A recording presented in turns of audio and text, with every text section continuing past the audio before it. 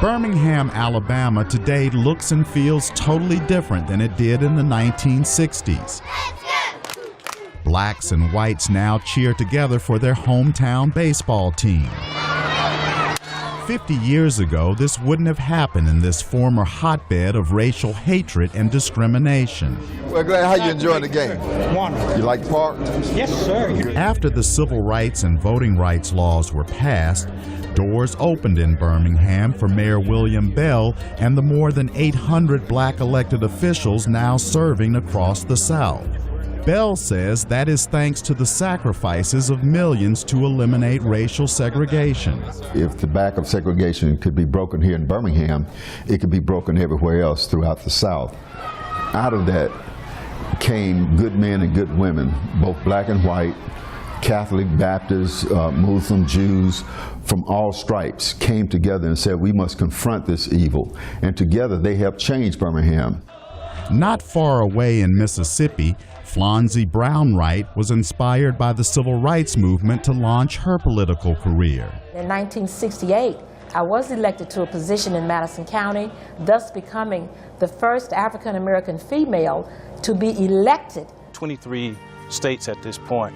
Milton Anderson is another product of the new integrated South. In 1963, 1964, there's no way in the world that a person like me, who come from humble roots, would be the president of a major college in the state of Mississippi, or in any state in the South in most cases. Back in Birmingham, Mayor Bell is focusing on economic development like the new baseball stadium. Meanwhile, he's continuing his effort to improve race relations and equal opportunities for all residents. You can be whatever you want to be, live whatever lifestyle you want to live, and basically have those opportunities because of what took place in the civil rights movement. Is it perfect? No, but it's much, much better than it was back then, and the opportunities are much more tremendous for the next generation that's coming along. Jeff Drew owns a Birmingham insurance agency. He says African Americans have opportunities they could only dream of 50 years ago. Blacks and whites work together in Birmingham. Blacks and whites enjoy social activities together in Birmingham.